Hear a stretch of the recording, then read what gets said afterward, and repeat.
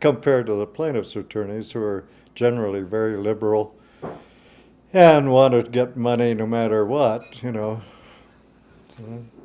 But they, we'd had enough of the you know. third degree, so yeah. Not a single lawyer out of the whole brood. And a brood, but all right.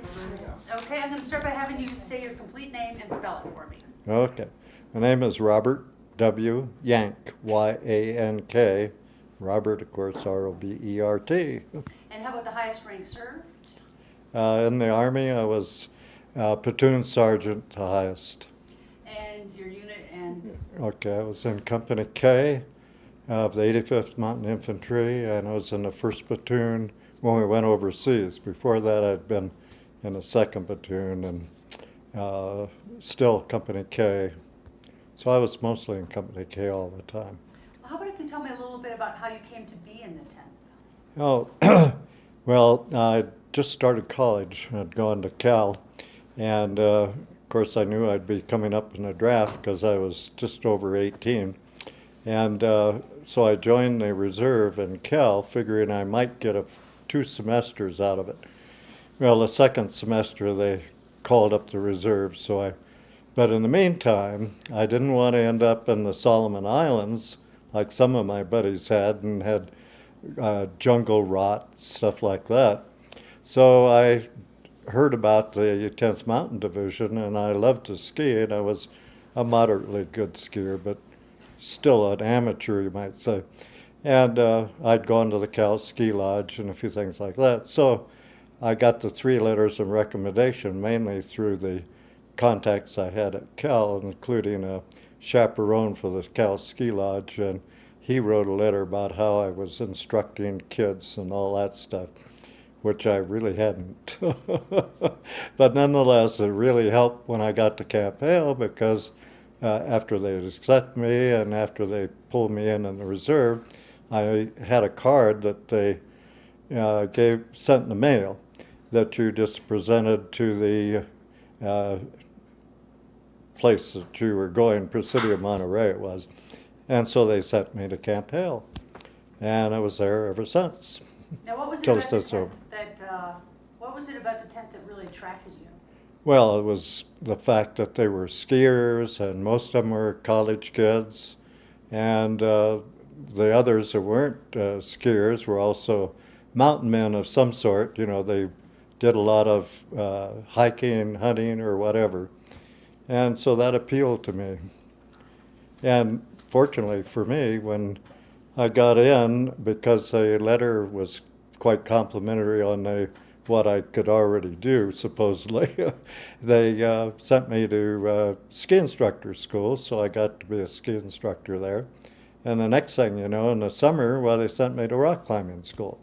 So I did both, was instructed in the summer and the rock climbing, winter skiing. So I had a great time doing that. So it got you out of a lot of regular Army duty. Would you have normally considered Army duty something to avoid? Oh, well, no, I didn't ever. No, I did want to get into the Air Corps initially, but my eyes weren't that good, so I couldn't pass the test to be a pilot. So I figured the ski troops would be great. Now, as an instructor for skiing, what was some of the, I suppose you probably saw some pretty spectacular. Oh, I saw some real good skiers. Boy, I couldn't believe the way some of them could ski. And of course, I wasn't that great. But they taught you the Army techniques that they wanted you to do because you had a heavy pack, and that's quite different. And of course, the skis were long and heavy and didn't bend very much because you had that heavy pack.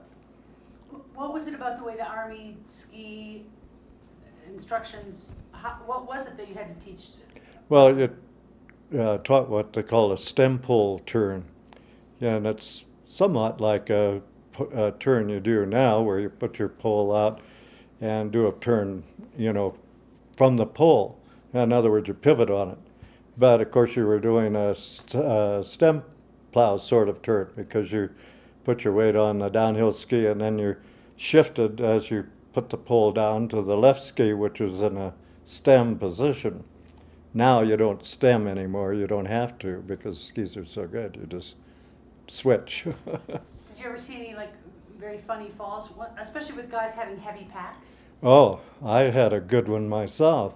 I was leading my squad down the hill in a new snowfall, and it was deep snow, and I'd forgotten to put my waistband around, and when I made the turn, the pack came right up over my head.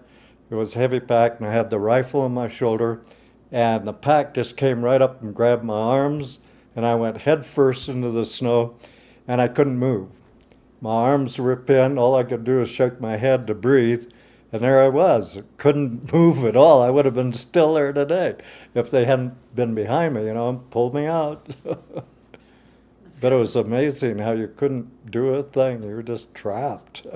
How heavy was your pack, and how heavy was it in relation to your body weight? Oh, not always too heavy, but when you really had a load, it was so heavy. I only weighed 135 pounds. And I couldn't lift it at all to get it on my shoulders. And like a lot of other guys, we sat down and put the pack in, and then we got our arms in it and leaned over so we could get the weight over your legs and then lift yourself up with your legs. It's the only way you could make it because it was so heavy. So if you weighed 135, how much did the pack weigh? Oh, it didn't weigh that much. But it certainly weighed close to the song of 90 pounds of rucksack because oftentimes you'd have your skis on there as well as the rifle and as well as some ammunition and as well as all your gear in the pack. So it wasn't light. When you think about all your time at Camp Hale, what really stands out as some of your best memories of the place? I don't know what would be the best memory. I enjoyed the instructing because that was a lot of fun. And same way with rock climbing, especially the rappelling, which I'd never done anything before like that. And that was great because once you got over the initial fear of backing off a cliff and going down the edge, why, it was great fun to throw yourself out and go and then go bounce back and push yourself up with your legs and just go right on down the cliff. Now, how did you come to be a rock climbing instructor so quickly? Have no idea. The Army operates that way. But I guess because I'd been a ski instructor, they must have figured, well, maybe I can instruct something else too. I don't know. But I'd never had any idea why they'd picked me. So you learned it quick and then you taught it? Yeah. That's the way it worked. How did it work out? Oh, it worked great. You lose anybody? Oh, no, they practiced a lot of very safe procedures. They didn't want to lose them there. It was bad enough to lose them, in combat. What did you think? Tell me a little bit about, do you think the training was as hard as the combat? Well, the D series, I'm sure you've heard about that. That was so hard that when you got to combat, well, you didn't think anything could be any as bad as the D series because it was miserable temperatures. It was often down to around 35 degrees below zero. And we were doing these maneuvers where we'd have an enemy force and our force, and we were waiting around all night long for them to attack us and freezing to death. And no fires or anything. One night our patrol spent just walking back and forth because we couldn't set a fire. We were just walking back and forth trying to keep from freezing to death, dug a hole in the cave to make a cave, put a candle inside the cave, tried to keep warm that way, and then we'd do all kinds of stuff. By the time morning came, we were absolutely exhausted, plus shaking from the cold because you had a partial hypothermia. What were you thinking during all that? Oh, I just kept thinking, my gosh, are we ever going to survive this? It was pretty cold. When all of D-Series was going on, can you explain D-Series for somebody who didn't understand? Well, D-Series was like practicing facing the enemy. And so you set up defense zones where your men were spaced along, and you had to keep your eyes open for infiltrators. And Most of the time in our particular experience, we didn't get any infiltrators. They were freezing too, I guess. In any event, uh, it was just a matter of surviving on your own is about it. How do you think your training helped prepare you psychologically for what was to come? Well, I'd say you felt that you were experienced enough to be able to handle no matter what happened. And as I look back on it, I felt that it made you feel no longer a kid, that you were a man, that you knew how to handle tough situations and could do it. It made you have confidence in yourself. And what were the things that helped you have confidence? Well, just going through these experiences and the training, I'd say that's it. When you think about all the other soldiers that you met in Hale, is there anything that sort of stands out as sort of a common, something that you all felt in common?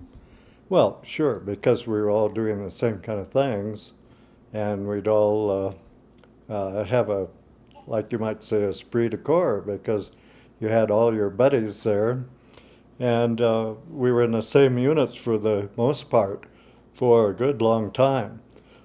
They did transfer people here and there, so you lost people being transferred to other places. Sometimes you didn't know why. Well, most of the time you didn't know why. When you finally were able to go over to Italy, were you really ready to go, or what was the feeling? Well, I think we were really ready and wanted to go because we wanted to see what it was like, And we'd been waiting around for quite a long time, and everybody else that we knew had already been sent overseas, and so we were kind of eager to see what we could do. Well, when you finally got over there, why don't you tell me a little bit about what you faced and exactly what happened? Well, there was some kind of odd circumstances, like I was saying, that I didn't know why, and certain things occurred a lot of times. And that happens in the Army all the time. But they took us from, we went up the coast of Italy, our particular units in landing craft, up the coast of Italy, which was quite interesting. Landed in Livorno, Leghorn they called it then, and went over to Pisa and camped out next to the walls, and had a chance to wander around Pisa in the middle of the night and part of the day, and rang the bells in the tower and what have you.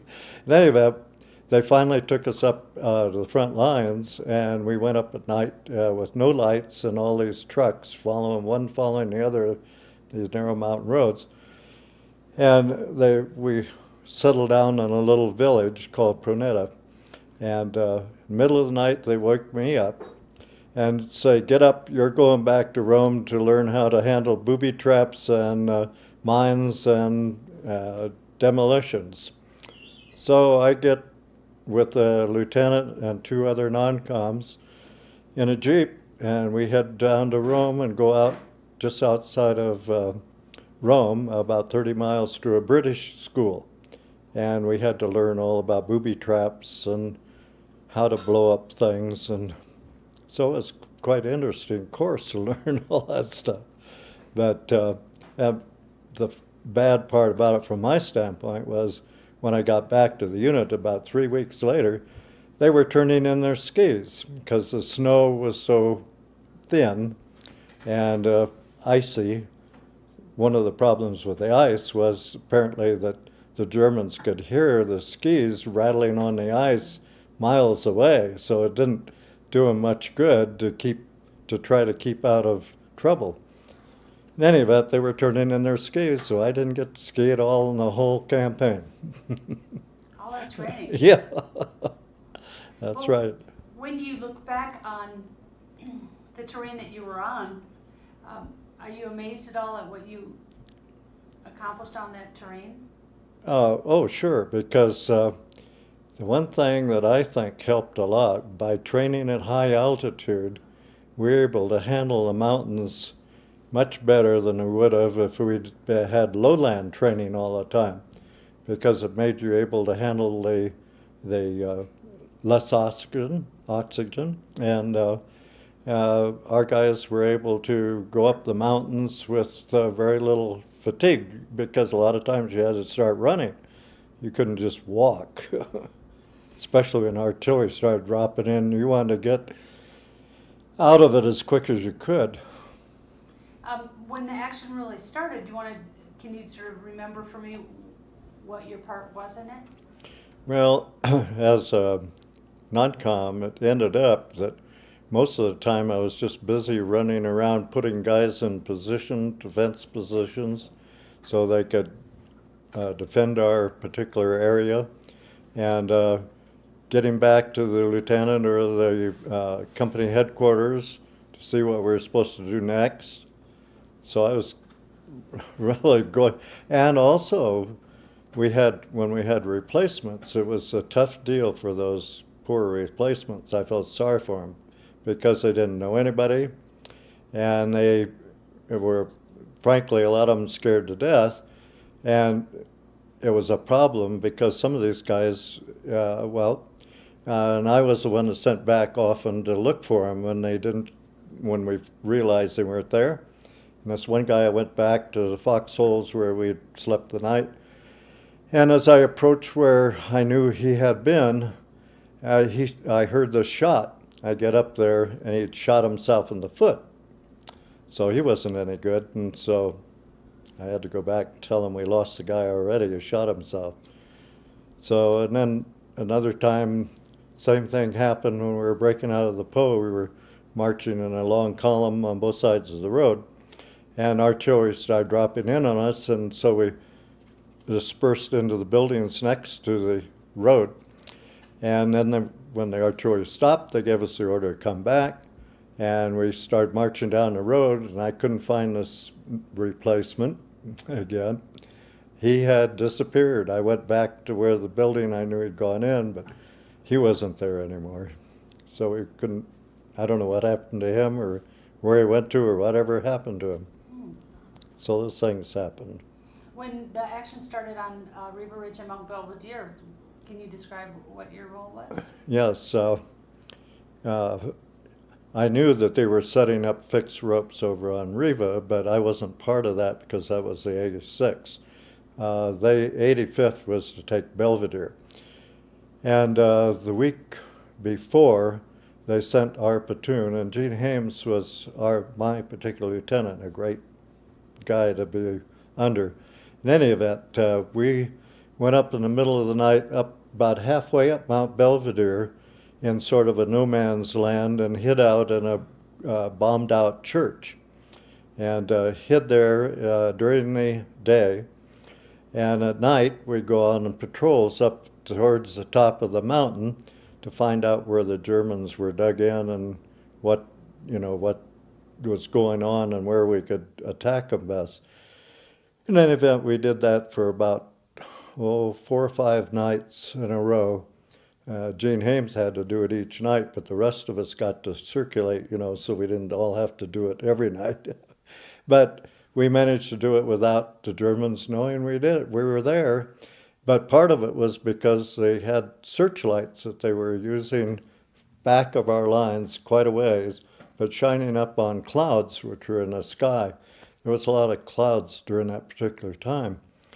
And the clouds would kind of reflect a dim light over everything so that you could see enough to see where you were going, but not bright enough so that the Germans could see you very easy. And we were able to get up into the lines, and you'd listen to them. They were, by that time, kind of careless because they hadn't had an attack for quite a long time. And of course, they were relying, I believe, mainly on the artillery from Riva Ridge, wiping out anybody that came up the mountain. And that had succeeded 2 times before, at least. Might have been 3, but 2 as I remember. In any event, we did these patrols, and then we got the orders to come back to the bottom of the mountain to join our unit so we could attack the mountain that night. So we had to come down the same night, connect with our unit, and then attack up the mountain that same night. It's a lot of So, hiking. yeah, so we had to climb, not only go down to the bottom, but then climb all the way back up, including the part where we'd already been halfway up. But and of course, you may well have heard that we were ordered not to have any loaded weapons, have our just bayonets and hand grenades, and actually because we had our platoon had been on patrol, we were in reserve in our company, so we had the other two platoons ahead of us, so we didn't engage in any combat with any of the Germans because we were in reserve, and our guys managed to handle things as went up. But artillery was flying over us all the time, and mostly we managed to avoid it because we were just over the ridge from where the artillery was coming. So it was flying right over our heads, but not hitting where we were.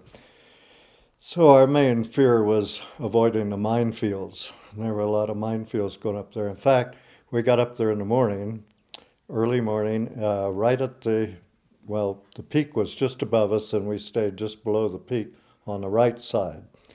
And we got the order to dig in, and we dug in right in the middle of a minefield. You could see it. It was obvious because it was set up mainly for night protection. And all it was a lot of stakes with concrete cylinders on the top of the stakes with a trigger device on top and a string going about 10 feet or 6 feet, whatever. They staggered them all around, and they'd be spaced about 6 feet apart or 8 feet apart. So we dug in between them. And of course, I'd already gone through the school, so I had to warn everybody, be very careful not to touch any string, or all of us would be blown up.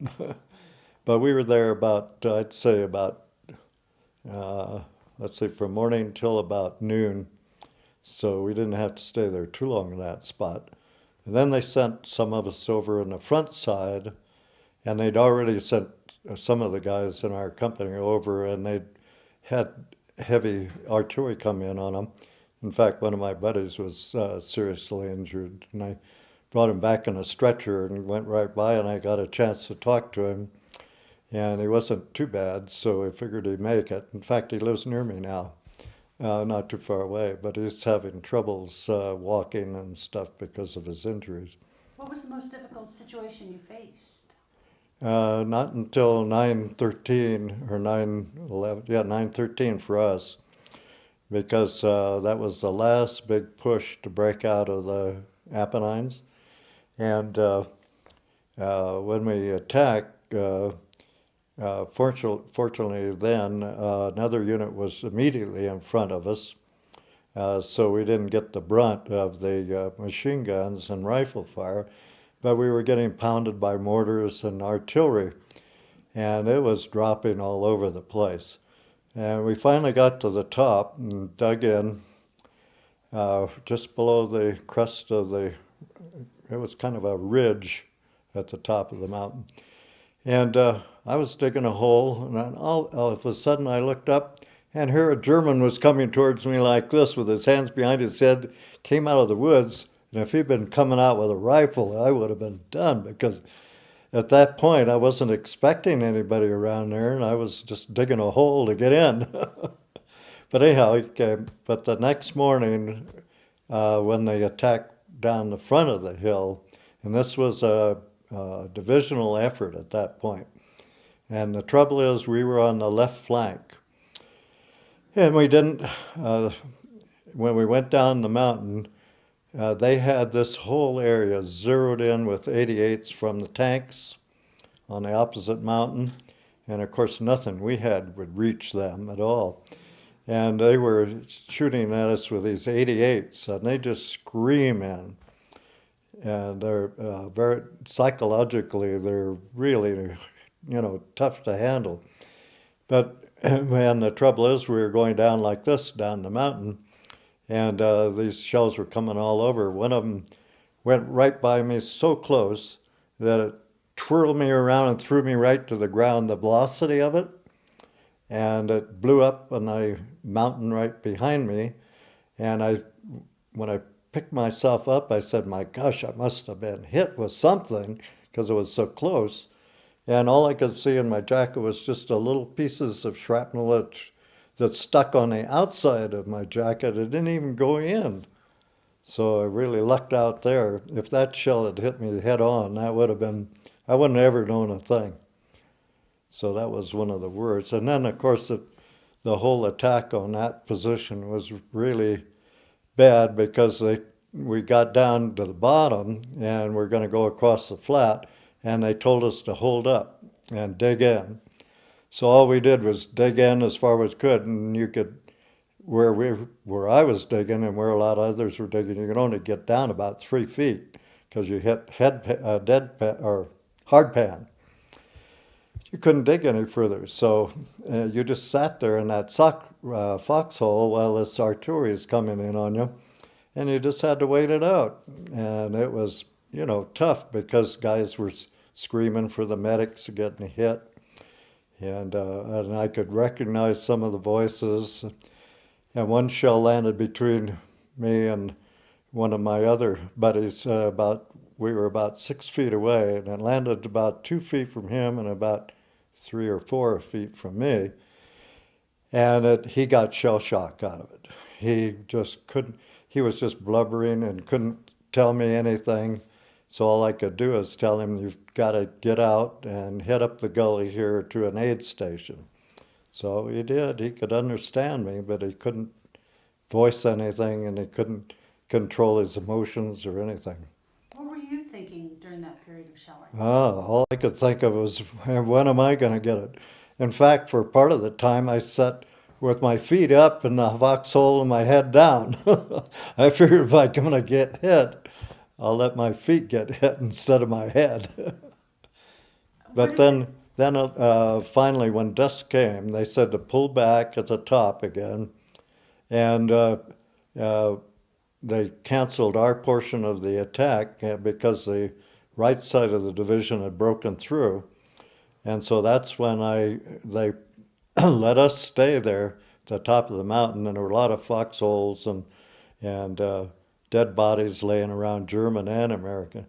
And I just went into a big foxhole and laid down. I went to sleep, and like my wife mentioned, I slept over 24 hours. What had happened that you hadn't been able to sleep for 24 hours? Well, that's it. I hadn't, because we attacked in the day, and we'd slept some that night, but then we attacked all that day, and then by the time we'd gone through all that shelling, your nerves were at an edge, I tell you. So I just completely went out of it. But that helped. By the time I woke up, I was okay.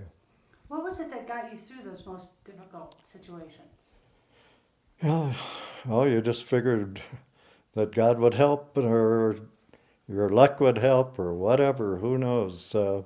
Because artillery and mortars, they don't have any.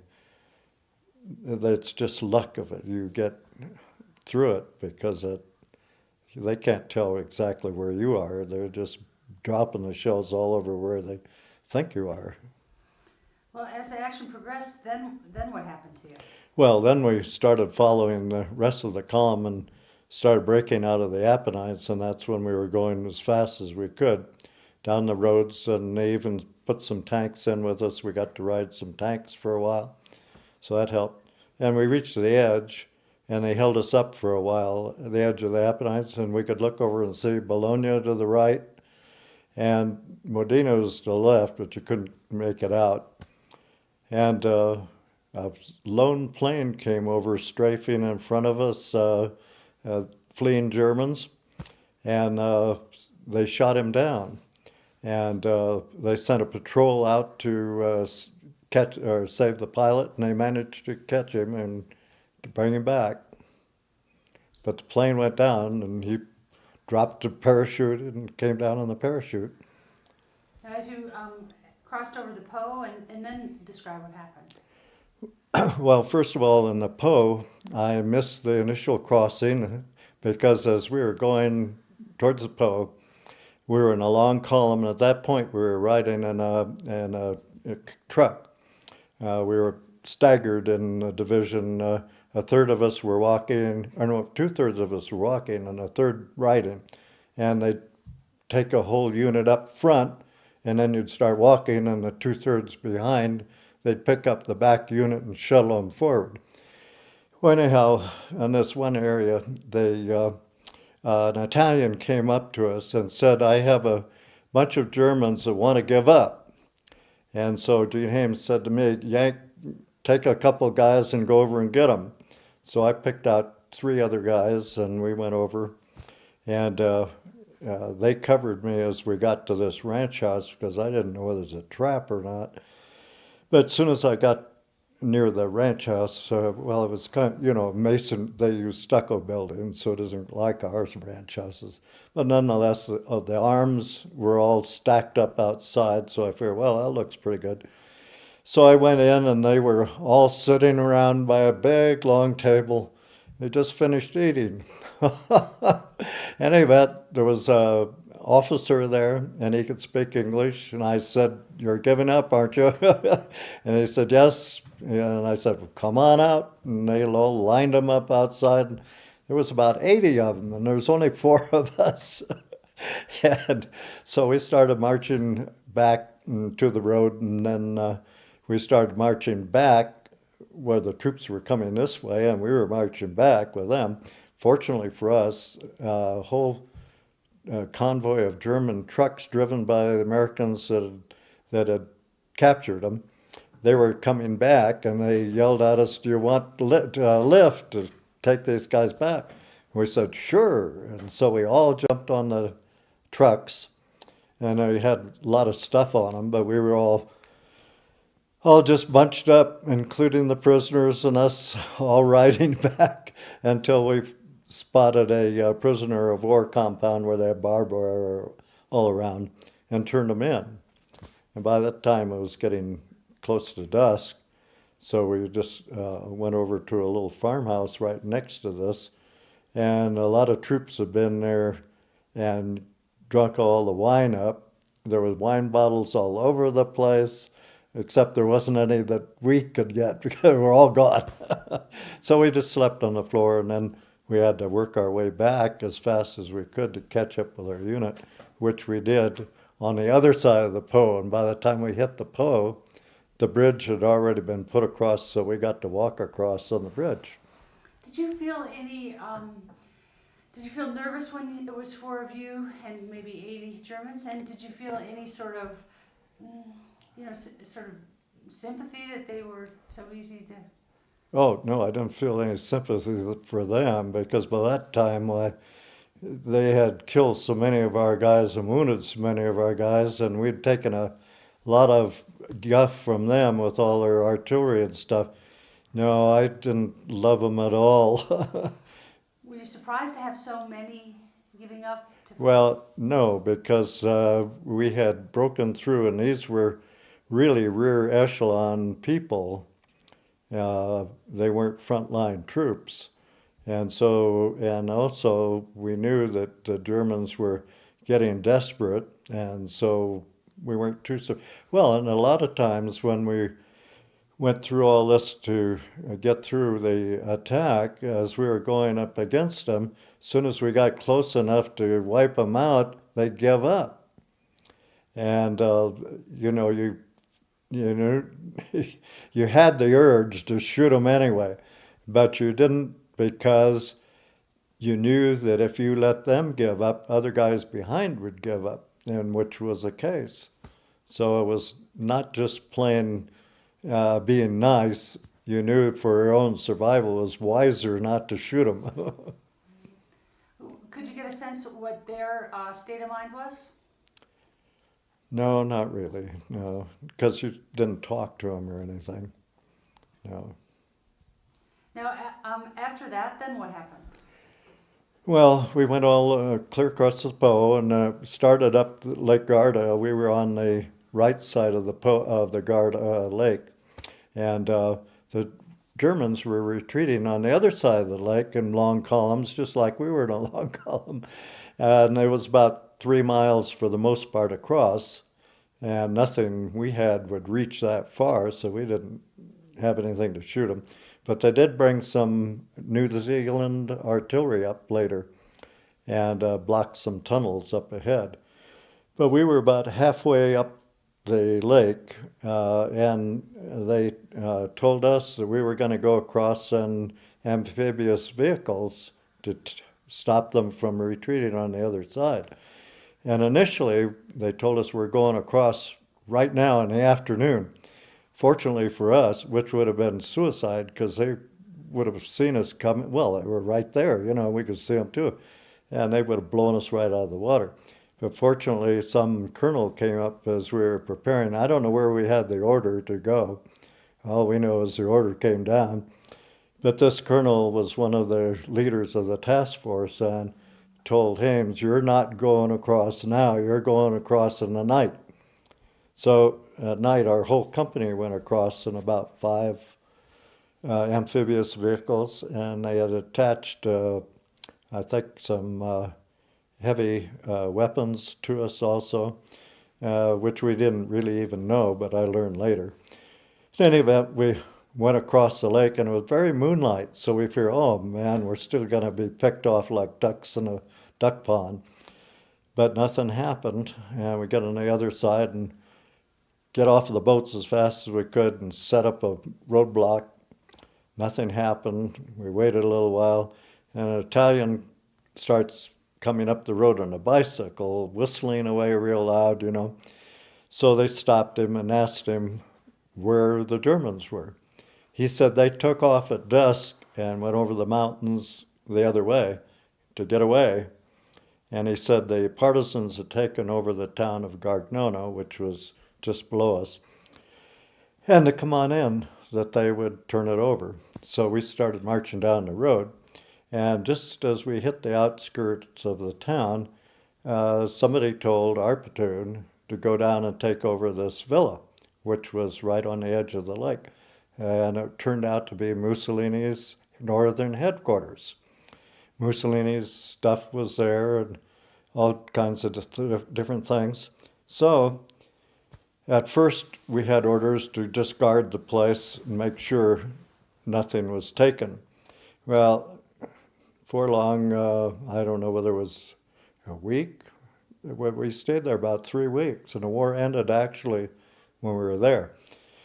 They 2 big ducks came along from headquarters of the Fifth Army, and I don't know which general was the one that ordered the ducks, but anyhow, they came in, and the basement was just loaded with all kinds of fabulous stuff. A lot of Japanese porcelains, which were maybe 4 to 5 feet high, beautiful things.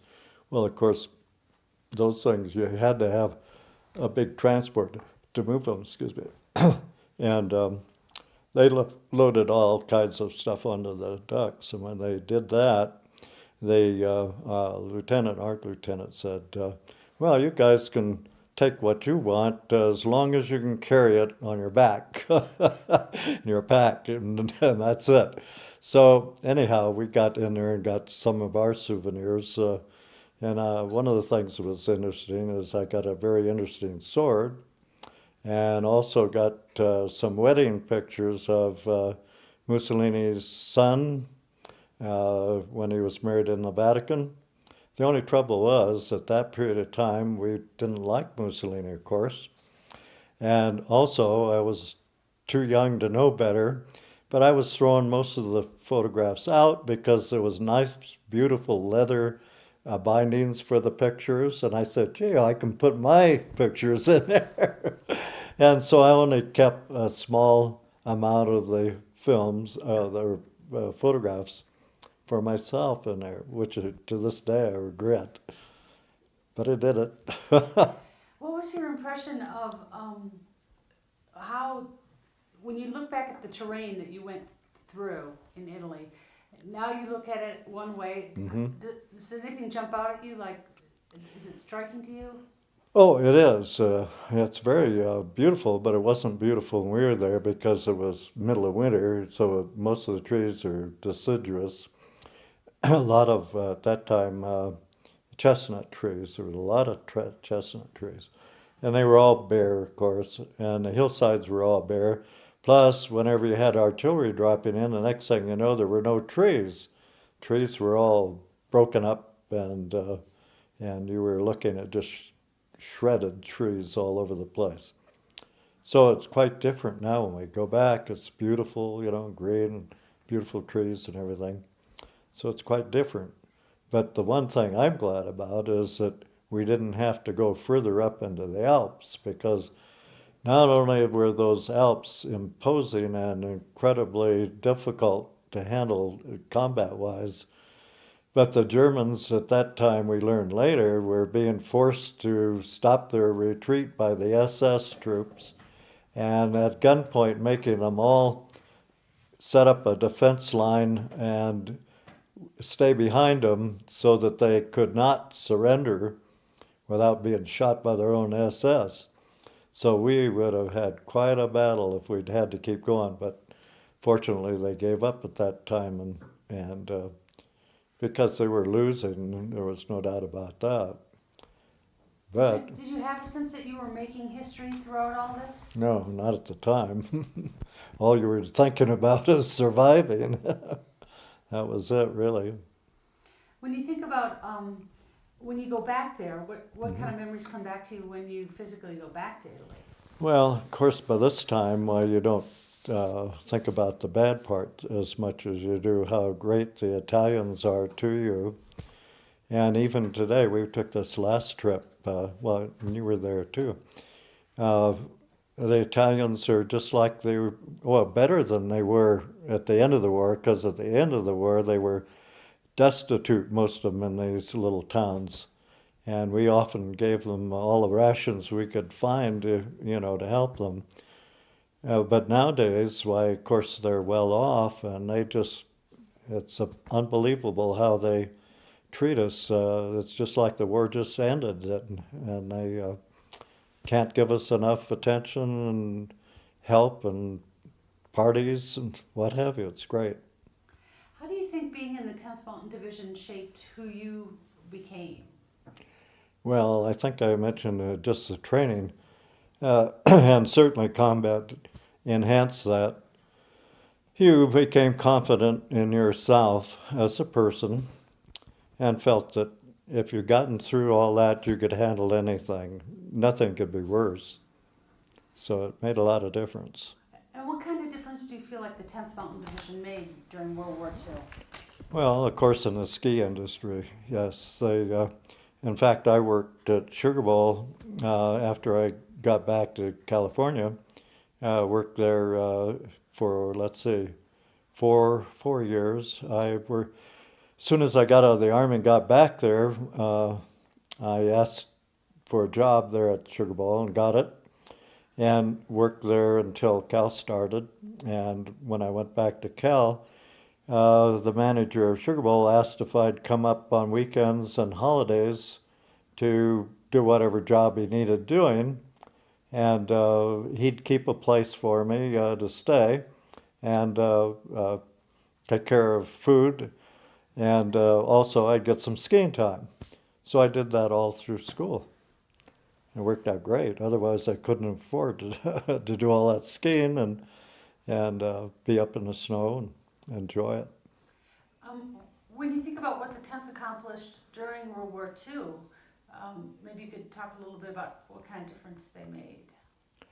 Well, they certainly made skiing industry expand and become a popular sport much faster than it was doing before the war, because and it made the equipment so much better. It's far from what it is now, but at that time, when I first started skiing, all it was just strap across your toe, and you couldn't turn the ski except kind of pull up your toe and kind of step as you went down the mountain. So you didn't have any control over it, and if you were headed for a tree, you just jumped out of the skis.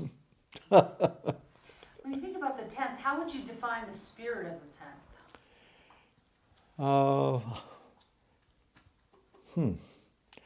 Well, it was always pretty good, but you're in the Army, everybody is griping about something most of the time.